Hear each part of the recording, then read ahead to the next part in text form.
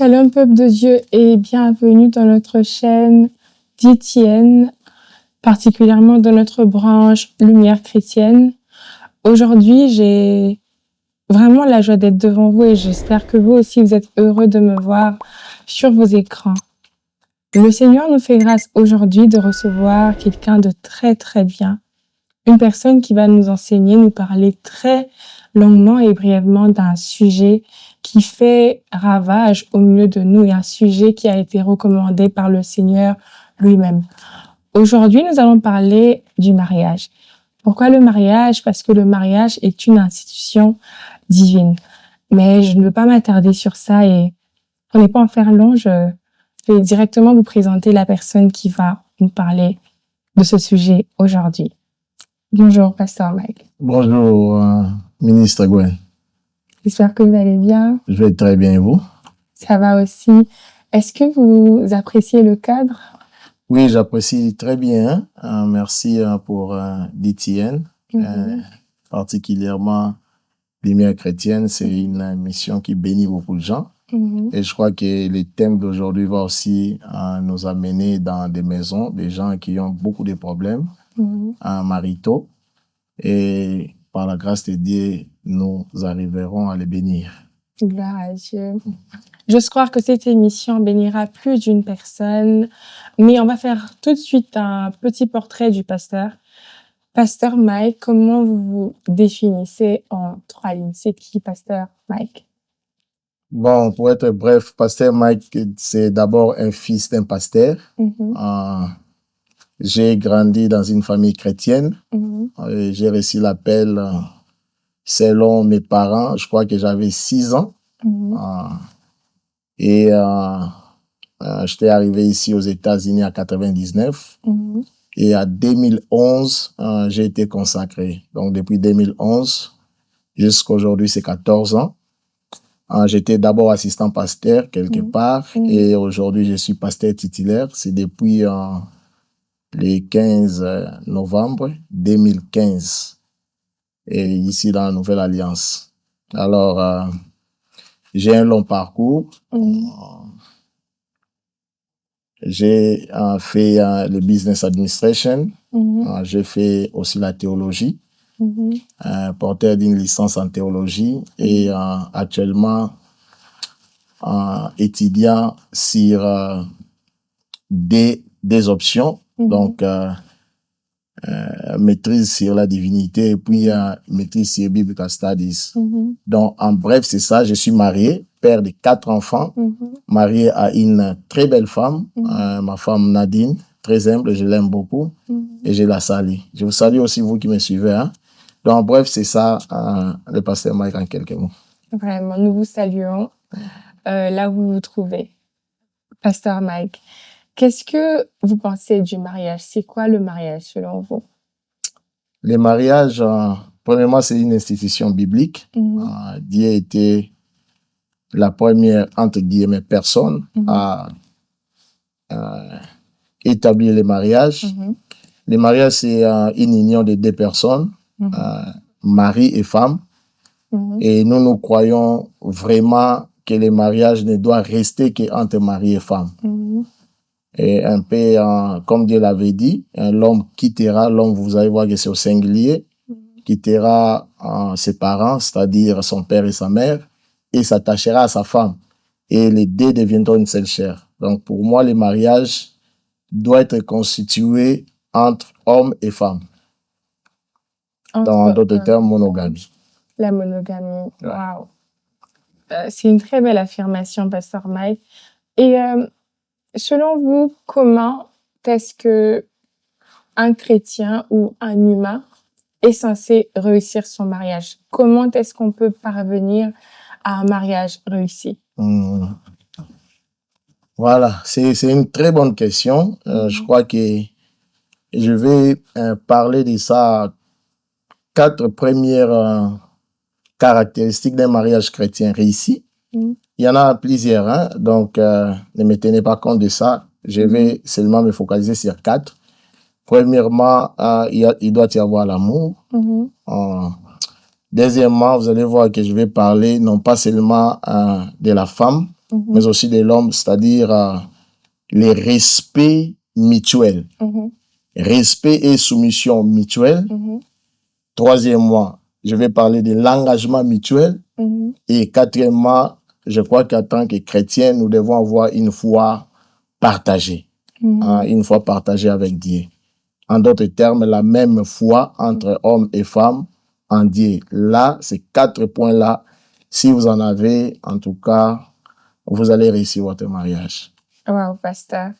Je comprends très bien ce que vous dites, mais qu'est-ce que vous pensez souvent des personnes qui se disent que ma foi me suffit, je n'ai pas besoin d'avoir un partenaire qui partage la même foi que moi? Quels sont les inconvénients d'une foi dédoublée dans un couple? Si l'homme a une autre foi et la femme a une autre foi, quels sont les inconvénients qu'on peut rencontrer dans ce type de cas? Il y a beaucoup d'inconvénients. La première inconvénient, c'est que probablement vous ne croirez pas au même Dieu, à la même dimension. Donc vous aurez une croissance chrétienne un peu éparpillée ça et là. L'un se développe de sa manière et l'autre se développe de sa manière.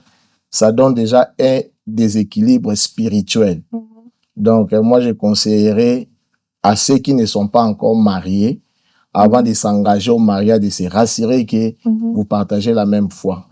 Deuxième inconvénient, c'est que vous aurez besoin que vos enfants aient une éducation, la même éducation chrétienne. Donc, si, par exemple, la femme est musulmane et que le mari est chrétien, et nous savons que les enfants passent beaucoup plus de temps avec leur maman. À moins que le papa soit vraiment bienveillant et un peu dire pour pouvoir réaligner les enfants. Mais déjà là, il y aura un petit souci avec les enfants. Et la troisième chose, c'est que lorsque vous priez, vos prières doivent être alignées selon une certaine croyance. Mais quand vous introduisez des croyances dans une même maison, ça crée un désordre dans même votre façon d'approcher Dieu. Et cela vous sera difficile de cheminer ensemble. Wow. En tout cas, j'espère que cette réponse trouve quelqu'un qui est dans une difficulté de choix. Une personne qui se demande comment elle est censée faire par rapport à sa religion et la religion de son partenaire. Souvenez-vous que le pasteur a dit, pour la bonne croissance du couple, pour la bonne croissance des enfants, il faudrait bien faire attention par rapport à ça. Et donc, en parlant des couples, pasteur, je me retourne encore vers vous.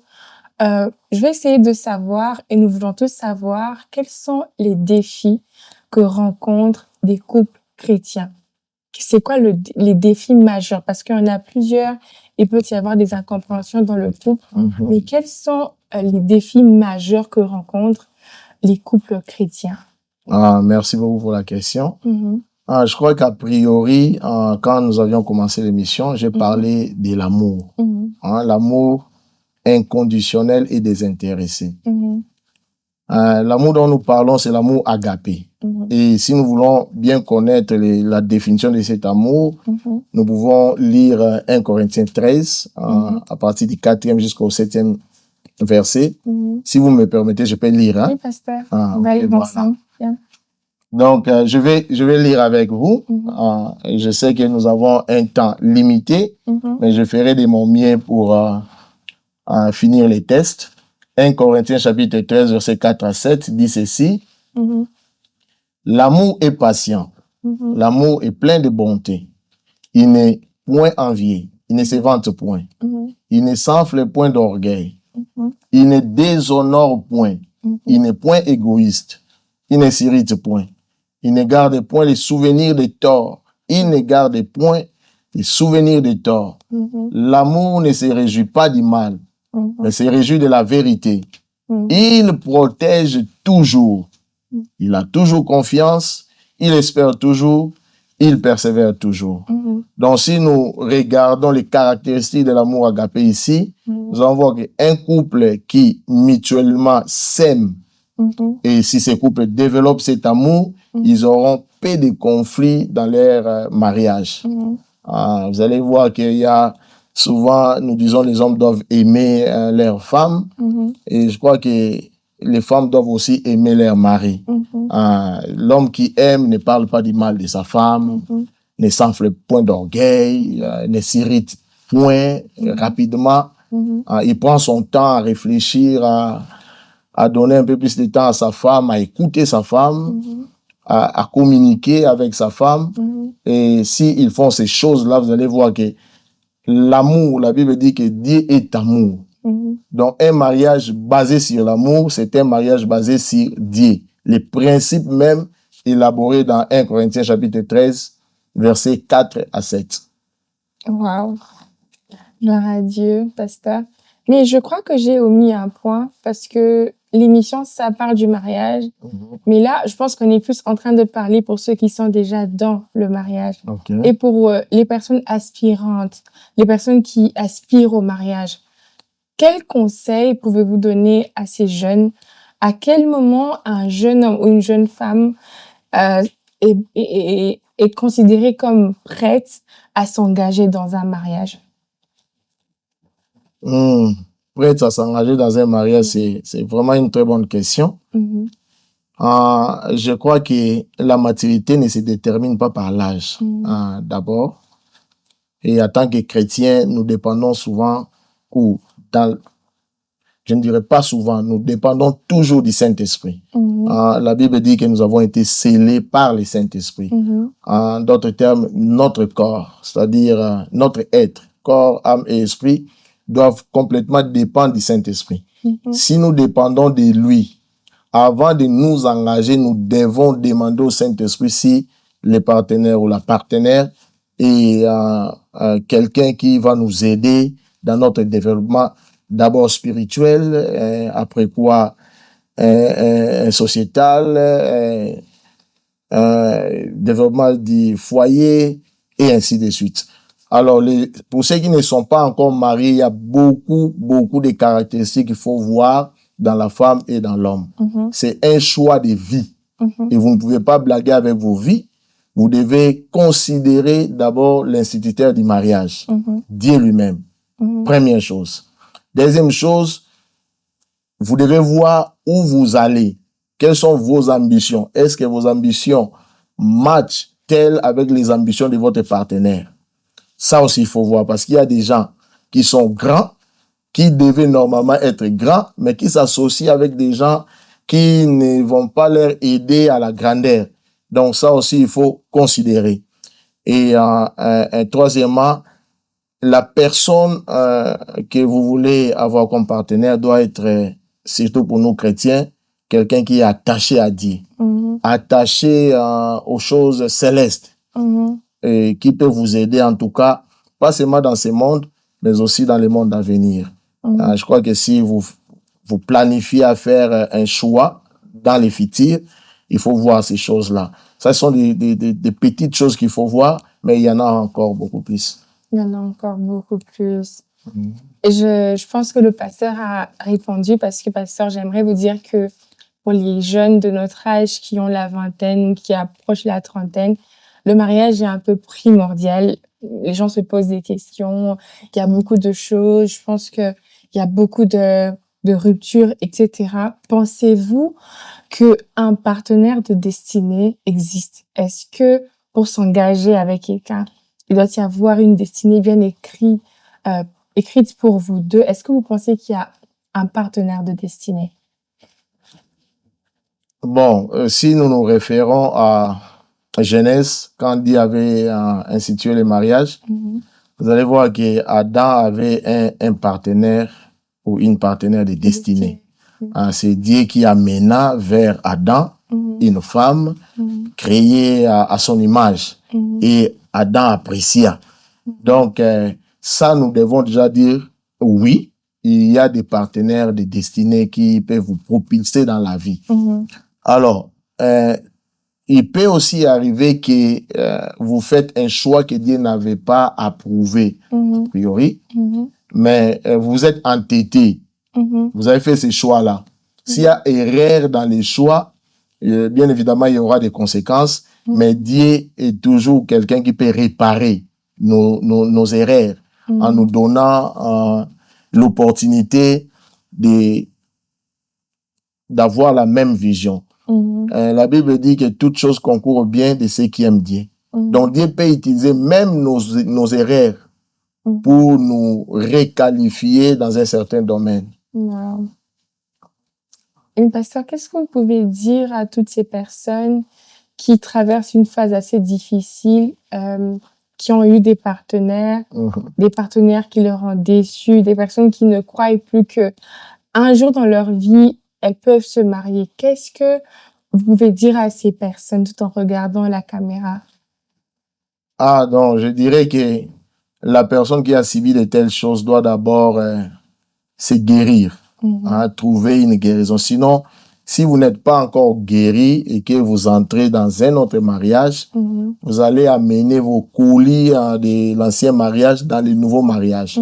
Donc, il faut trouver de l'aide. Il y a des conseillers spirituels que vous pouvez trouver. Il y a des pasteurs que vous pouvez trouver qui vont d'abord chercher à vous guérir de votre passé. Et si vous ne guérissez pas de votre passé, je vous conseillerais de prendre un peu plus de temps pour donner à Dieu l'opportunité de vous laver, de vous faire oublier votre passé et surtout rester aussi dans la présence de l'Éternel. Parce que il y a beaucoup de gens qui ont fait des choix, mais au fil du temps, ils se sont rendus compte que c'était pas un bon choix. Mais parce que les choix étaient déjà faits, vous êtes dedans, la Bible nous interdit de divorcer. Donc, nous devons maintenant recourir à Dieu qui peut réparer. C'est pourquoi j'avais posé les fondements ici, j'avais dit que nous devons, lorsque nous voulons nous marier, recourir à l'instituteur du mariage. Si vraiment nous voulons avoir un bon mariage, un mariage chrétien réussi, Dieu doit être au centre. Donc, aller vers l'Éternel, demander à Dieu, Seigneur, est-ce que ça, c'est le partenaire de ma vie, c'est la partenaire de ma vie. Et je crois que Dieu que nous prions va vous guider et va vous montrer si la personne est appropriée pour vous. Je le pense, je le crois et restons dans la présence de Dieu, ainsi nous allons obtenir ce qu'il est capable de nous donner. Pasteur Mike, est-ce que vous pensez qu'il est possible de réussir un mariage sans un mentor, sans un responsable spirituel, sans un parrain, comme on appelle communément? Parce qu'il y a beaucoup des jeunes qui se disent à quoi sert un parrain? Est-ce que moi j'en ai besoin? Je pense que ça va, on peut se débrouiller tout seul. Qu'est-ce que vous en pensez? Très bonne question, très bonne question.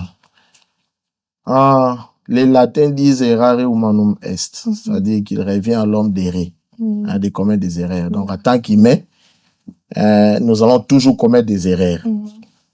Alors, pour répondre directement à la question, je dirais que notre premier conseil, c'est Dieu.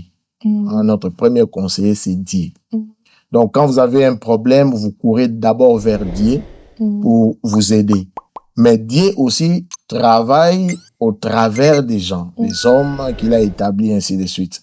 Donc, je conseillerais toujours au couple, si vous voulez avoir un couple bien établi, un couple chrétien réussi, d'avoir un mentor. C'est très important. Que nous appelons communément parrain ou marraine, ainsi de suite. C'est très important, mais il faut faire un bon choix de ces parrains parce que vous pouvez choisir des gens qui, après, vont commencer à divulguer vos problèmes, ainsi de suite. Ça va détruire votre foyer. Je crois vraiment au parrainage. Moi-même, je crois que c'est depuis 2012, j'ai parrainé 13. 13 mariages. Et ils sont tous ensemble. Ils sont bien établis. Et j'aime beaucoup mes enfants. Mes enfants, je vous salue tous. Si vous suivez cette émission, sachez que comme moi-même, votre père et votre mère, Maman Nadine, nous vous aimons beaucoup. Donc, vous avez fait un très bon choix de nous avoir comme vos parrains. Pour ceux-là qui vont se marier dans quelques années ou même dans quelques mois, en tout cas, priez, excusez-moi pour la tautologie, priez à l'Éternel de vous donner des bons parrains, des gens qui seront là pour vous aider primordialement spirituellement, parce que le mariage est un ordre d'abord spirituel, et deuxièmement, il peut aussi vous aider dans des conseils du point de vue caractère. Wow. Je vais poser une sous-question, pasteur, puisque vous-même, vous êtes marié aussi. Sur base de quoi on fait le choix d'un parrain? Je prendrai votre exemple personnellement. Sur base de quoi vous avez fait le choix de votre parrain? De vos parents, parce que c'est une famille. Là. Bon, moi, en tant que pasteur, vous comprenez que c'est un peu compliqué. Mais lorsqu'il fallait choisir mes parrains, j'ai d'abord regardé l'aspect spirituel. Est-ce que ces gens peuvent m'apporter quelque chose spirituellement? Deuxièmement, j'ai regardé les points caractère. Parce que vous pouvez être spirituellement bâti, mais vous avez un mauvais caractère. Il y a des gens comme ça, qui ne peuvent pas se maîtriser, qui ont la bouche, qui parlent à n'importe quelle manière, de n'importe quelle manière, à n'importe quel moment. Oui, ça c'est mon deuxième critère. Troisième caractéristique que je voulais voir en eux, c'est que ce sont des gens qui ont la facilité d'aimer les autres. Parce que quand on parle de l'amour, il faudra que l'amour, quand on parle du mariage, il faudra que l'amour soit au centre. Et si ces personnes-là n'ont pas la capacité d'aimer, aimer, ça veut dire se sacrifier. Il y a des temps où vous aurez besoin de parrains, mais s'ils ne sont toujours pas là pour se sacrifier, donner un peu de leur temps pour vous, ça vous sera difficile. Donc, ces trois choses-là étaient primordiales pour moi. Wow. Et, pasteur, parce que vous parrainez aussi des gens, j'ose croire que vous conseillez aussi ces personnes, puisque c'est la chose qui doit normalement être faite. Je vais poser une autre question. Vous pensez que c'est quoi la place du pardon dans un couple? Est-ce que le pardon est comme un artifice ou le pardon est primordial dans un couple? Le pardon est vraiment... Je vais lire avec vous un test. Je crois que le pardon est vraiment, vraiment primordial. En tant qu'humain, nous aurons besoin du pardon et nous-mêmes aussi, nous aurons besoin d'accorder les pardons. Je vais lire avec vous Colossiens chapitre 3. Je vais lire actuellement des tests. Colossiens chapitre 3 verset 13. Écoutez ce que la Bible dit. En tout cas, si vous me suivez à la maison, vous nous suivez à la maison, chez vous. Nous allons ensemble lire avec vous Colossiens chapitre 3 verset 13. La Bible dit: supportez-vous les uns les autres. Et si l'un a sujet de se plaindre de l'autre, pardonnez-vous réciproquement. Comme le Seigneur vous a pardonné, pardonnez-vous aussi. En d'autres termes, le pardon doit être mutuel.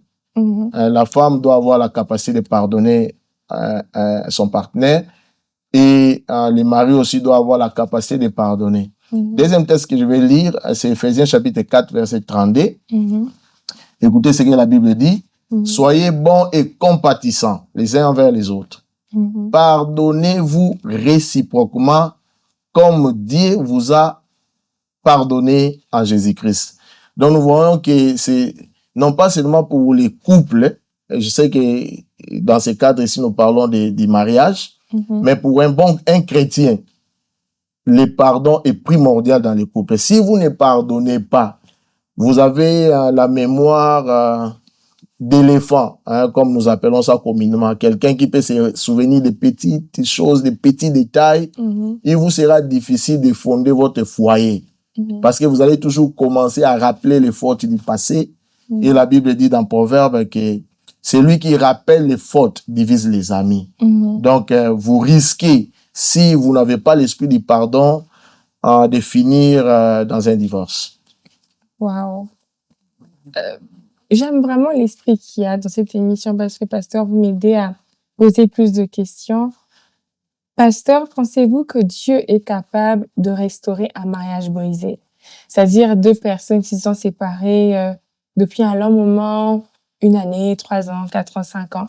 vous pensez que Dieu est capable de restaurer de tels mariages et qu'est-ce qui peut faciliter la restauration dans ce type de cas? Donc là, vous parlez d'un couple qui était ensemble et ils se sont séparés pour 3-4 ans. Oui, pour un long moment. Pour un long moment. Vraiment, il faudra une grâce particulière de Dieu. Je sais que le temps résout aussi beaucoup de choses. Mais je reviens toujours à mon point initial. Si vous vous êtes séparés pendant un bon temps, la meilleure des choses serait de chercher l'Éternel. Chercher l'Éternel. Dieu est capable, bien sûr, de restaurer un mariage brisé. Il est capable de le faire. Recherchez-lui. Peut-être que vous étiez séparés à cause des petites choses et vous n'aviez pas été conseillé. Il y a ce qu'on appelle un premarital counseling. Excusez-moi pour vous qui ne parlez pas anglais. Chez nous, au pays, en lingala, on appelle ça malongi. Donc, c'est-à-dire que vous serez conseillé avant d'entrer dans les mariages. Et j'ai observé une chose, souvent sont les femmes seulement qui sont beaucoup plus conseillées que les hommes. Justement. Et les hommes entrent dans les mariages comme s'ils connaissaient tout. Vous allez aussi remarquer qu'il y a, pour avoir un driver license, c'est-à-dire une carte de conduite, vous devez aller à l'école, apprendre et puis passer les tests. Après avoir passé les tests, on vous donne un certificat. Et je crois qu'il doit aussi en être pour les mariages. Beaucoup de gens entrent dans les mariages sans être formés. Donc, c'est comme si vous entrez, vous avez une bombe, mais cette bombe-là est un peu retardée. À un moment donné, les déficits vont commencer à sortir et ça va exploser. Donc, je crois vraiment que Dieu peut restaurer. Si c'était à cause des caractères, vous pouvez suivre le premarital counseling. Et si c'est un problème spirituel, on peut prier pour vous, mais en tant que séparés, priez aussi vous-même pour votre couple. Très important. Très important. La prière, n'oubliez surtout pas de prier pour que Dieu puisse restaurer et réajuster ce qui était penché. Alors, pasteur, on a souvent l'habitude de déformer le monde chrétien, de déformer le verset Genèse 2:24, là où la Bible dit l'homme quittera son père et sa mère et s'attachera à sa femme. Quelle est l'explication que vous pouvez nous donner par rapport à ces versets? Qu'est-ce que ça veut réellement dire? Voilà. Je crois que nous allons lire ça ensemble. Oui, pasteur. Nous allons lire ça ensemble. Genèse chapitre 2, verset 24 dit ceci. C'est pourquoi l'homme quittera. Vous allez voir qu'il y a un verbe là, c'est le verbe quitter. Le fait de quitter ses parents pour l'homme et la femme établit déjà une unité familiale. En d'autres termes, lorsque vous quittez physiquement, vous devez aussi quitter spirituellement, vous devez quitter financièrement, vous devez quitter, si le mot existe, c'est influencement. Si ça existe, donc pardonnez-moi. Donc, vous ne devez pas subir les influences des deux familles. Vous devez réellement quitter. Ne plus dépendre de vos familles, même en termes de conseils. Parce que si vous allez exposer les problèmes de votre femme dans votre famille aura une autre perception de votre femme. Justement. Donc, ça va un peu dégrader la valeur de votre femme. Il en est de même pour la femme. Si vous allez exposer les problèmes de votre mari dans votre famille, ça va dégrader aussi sa valeur. Donc, quitter veut dire laisser tout. Émotionnellement, financièrement, spirituellement, vous dépendez de vous deux d'abord et en tant que deux personnes, parce que vous avez quitté vos familles, vous devez maintenant dépendre de Dieu, qui est l'instituteur du mariage. Ça, c'est le premier aspect. Deuxième aspect, je vais continuer à la lecture. C'est pourquoi l'homme quittera son père et sa mère et s'attachera à sa femme. S'attacher à sa femme donne une certaine priorité. C'est pas seulement, je crois que c'est pas seulement l'homme qui va s'attacher à sa femme. la femme aussi va s'attacher à son mari. Donc, les deux là font de leur couple une chose prioritaire. En d'autres termes, si vous voulez faire quoi que ce soit, votre partenaire doit savoir. Vous ne pouvez pas être dans un mariage et commencer à faire des choses en cachette. Si vous le faites, Dieu vous voit. Même si votre partenaire ne voit pas, mais Dieu vous voit. Et là, vous aurez déjà brisé l'unité familiale. Je vais continuer la lecture. Et ils deviendront une seule chair. Ils deviendront une seule chair. En d'autres termes, si moi et ma femme ne sommes pas une seule chair, moi je suis homme, ma femme est femme, avec toutes les caractéristiques qui vont avec l'homme et la femme, nous sommes différents. Mais Dieu, il dit, ils deviendront une seule chair. Donc il y a un aspect qui nous unit spirituellement, même si physiquement nous avons des corps, spirituellement nous avons un seul corps. Alors, nous dépendons de notre partenaire pour bien vivre. Il y a aussi un aspect indépendance. Vous prenez votre indépendance de votre famille, la femme aussi prend son indépendance de sa famille, vous venez ensemble, vous vous unissez et vous ne laissez personne influencer cette unité-là. Dès qu'une troisième personne commence à influencer l'unité, vous savez que votre mariage court droit vers le divorce. Donc, évitez cela, quittez vos familles complètement. Quittez l'influence d'une tierce personne. Mettez votre couple en priorité. D'abord vous. C'est pourquoi Dieu a dit l'homme quittera son père et sa mère. Quitter veut dire laisser et abandonner. Si vous recourez toujours à votre famille pour prendre une décision, n'importe quelle décision, si vous voulez toujours recourir à votre famille, vous aurez brisé Genèse chapitre 2, verset 24 qui dit l'homme quittera son père et sa mère et s'attachera à sa femme et ils deviendront une seule chair. Voilà ce que je pouvais dire à ce sujet. Wow, pasteur, je suis personnellement bénie et j'ose croire que ceux qui nous suivent le sont aussi. Pasteur, avant de terminer, puisque nous avons parlé du mariage, j'aimerais que vous puissiez prier pour ceux qui sont en train de nous suivre. Il y a certainement quelqu'un qui traverse une phase difficile parce qu'elle n'arrive pas à se marier. Il y a peut-être une autre de l'autre côté qui était mariée, mais que son mariage n'a pas marché. Il y a une personne qui vit des tensions dans son foyer. Est-ce que pasteur pouvait libérer une prière pour que Dieu console, restaure et répare tout ce qui était brisé?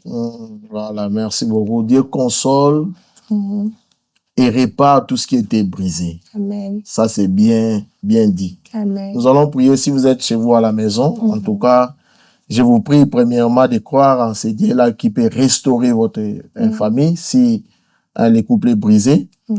Si vous n'êtes pas encore marié, je vais aussi prier pour vous.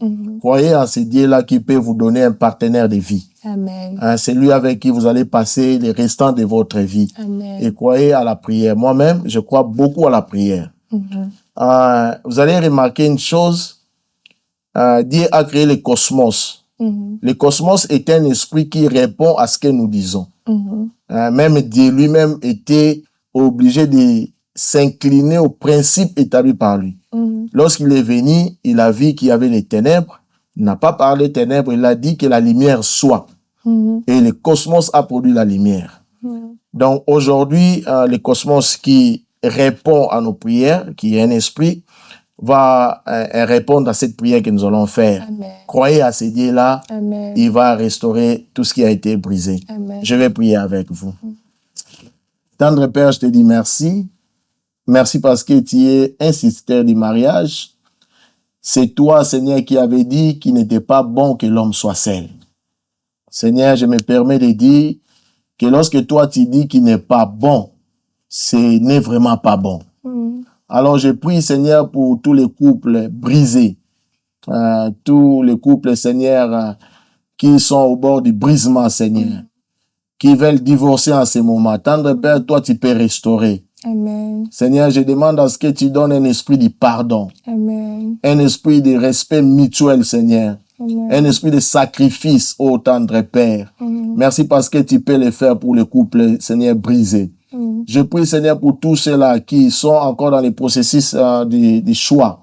Je prie qu'ils fassent un bon choix, Seigneur. Qu'ils te mettent au centre de leur choix. Qu'ils te demandent d'abord, Seigneur, avant de s'engager, Seigneur.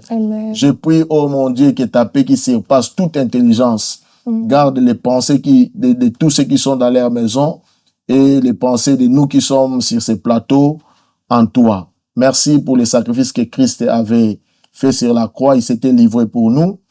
Seigneur, je prie à ce que les maris donnent leur vie pour leurs femmes et que les femmes, Seigneur, soient aussi soumises à leur mari et qu'il y ait pardon mutuel et respect mutuel. Sur le nom de Jésus-Christ que j'ai ainsi prié. Amen. Amen, amen. Merci beaucoup, pasteur. Merci beaucoup. Nous avons été bénis et nous savons que ce message va transformer des vies. Alors, c'était Lumière chrétienne sur DTN TV. Vous savez où nous trouver. Abonnez-vous, partagez et likez. Surtout, n'oubliez pas de commenter et le Seigneur ne manquera pas de vous bénir. D'ici là, portez-vous bien. À très bientôt. Que le Seigneur vous bénisse abondamment.